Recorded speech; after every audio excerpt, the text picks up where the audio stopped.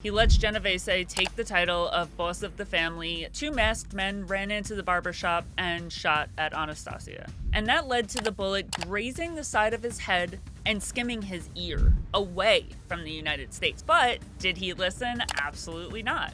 And he re-entered the United States. Vincent Mangano, the boss that had been installed after Frank Scalise was politely asked to retire after the Castellammarese War, disappeared out of thin air. Hey everybody.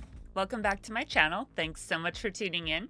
My name is Dana Trupiana, and I cover infamous gangsters every week in a true crime-like format. My show, Mob Times, comes out on Tuesdays. Today we're going to go ahead and continue on in our series of Carlo Gambino.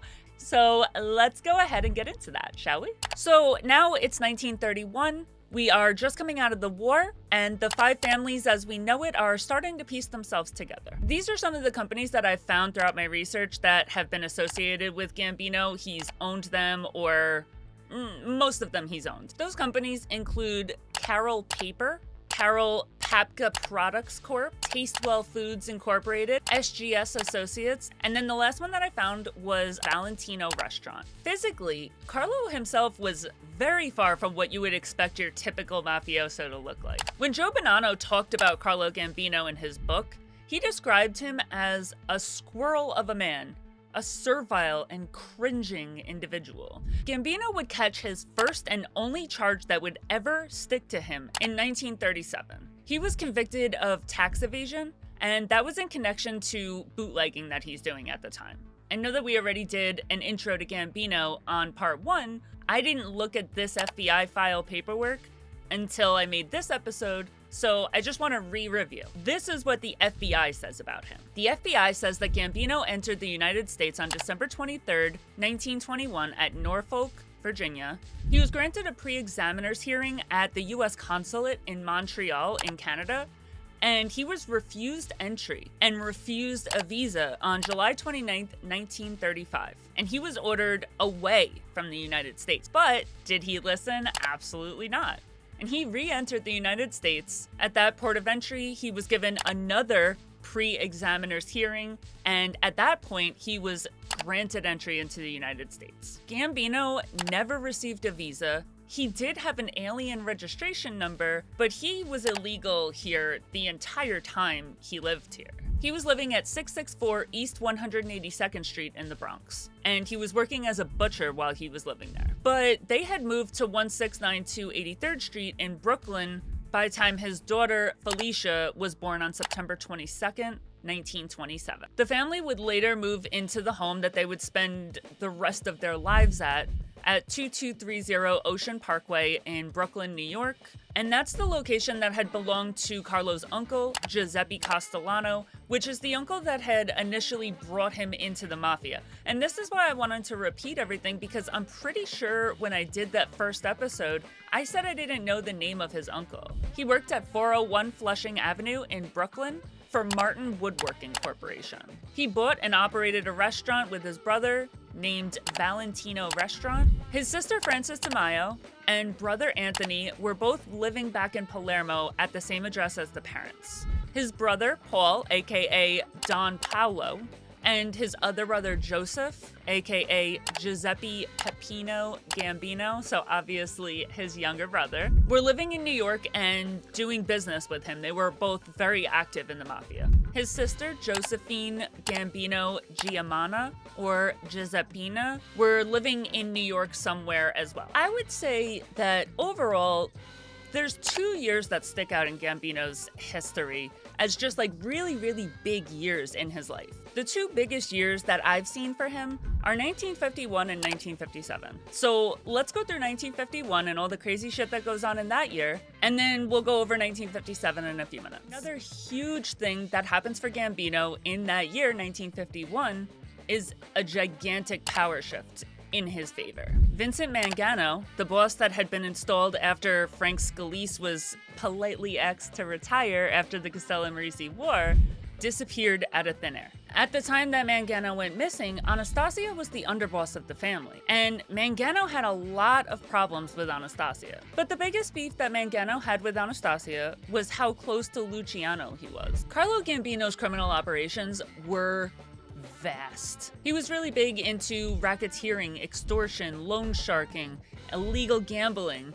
He was also pretty heavily involved in labor union manipulation, and that allowed him to have a lot of control over a lot of really important sectors of the economy. He pretty much took over the construction and the trucking industries. And by doing that, he was able to extort businesses for protection money. This protection racket is a huge source of income for Gambino, and it allowed him to maintain control over all of the other industries that he had. The benefit here is that the bigger that you get and the more powerful you get, the easier it is to extort people. Another huge racket for Gambino is loan sharking. He acted as a bank to people that would never be able to get a bank loan. One of the things that Gambino and his entire crime family is most notorious for is their involvement in criminal hijacking. He would have his crew go and hijack airports. Let's go through 1957 now. Now, Genovese still has his little panties in a bunch about that. He's in the Luciano family. Frank Costello is the boss of the family, and he's pissed about that. Now, Genovese, he decides that he's gonna do whatever it takes to get the title of boss of the family. So what does he do? He goes and he gets with Gambino, another man who wants all the power but doesn't have it. So these two little weasels get to chit-chattering with each other, and they come up with a plan. Now, Genovese goes first, and if Luciano comes after Genovese for this, Gambino will have Genovese's back.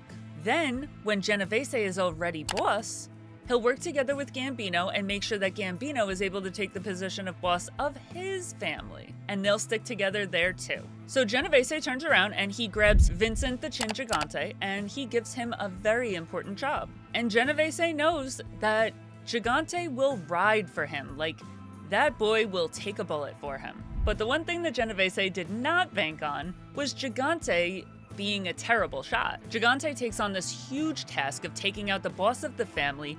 He's still a baby himself. So what does he do? He heads to Frank Costello's house on May 2nd, 1957. As Costello is getting home from a night out, he arrives to his apartment building, he rides up in a cab, and he gets out and he goes into his lobby. He feels like something is off. Somebody is following him. When he walks into the lobby, a big-ass dude gets out of a black caddy that's parked outside and follows him into the lobby. He looks over and boom, catches a bullet to the head.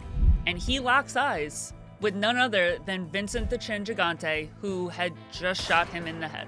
And then he takes off running. Gigante took his shot just a tad bit too high, and that led to the bullet grazing the side of his head and skimming his ear. Between this headshot just being way too close for comfort, he gives up. He lets Genovese take the title of boss of the family. Now, at this point, we have Genovese as the boss of his family, and then Gambino as the underboss of his family, which is currently being led by Albert Anastasia. But they couldn't just go after Albert Anastasia out of nowhere. He's the boss. He spent months whispering, plotting, consorting, just changing people's minds by being the little rat that he is. And after months and months and months, he finally had everybody on his side, and the hit against Albert Anastasia was okayed. On the morning of October 25th, 1957, Albert Anastasia went for a haircut at the Park Sheridan Hotel. While Anastasia was having his haircut, two masked men ran into the barbershop and shot at Anastasia. And Gambino stepped up as the new boss of the family. Okay, so I'm gonna end this video right here, and we're probably gonna finish up Mr. Carlo Gambino in the next episode, part 3 of Carlo Gambino. It may go into 4 parts, but definitely not 5. Either 3 or 4. I think I'll be able to close it up in 3.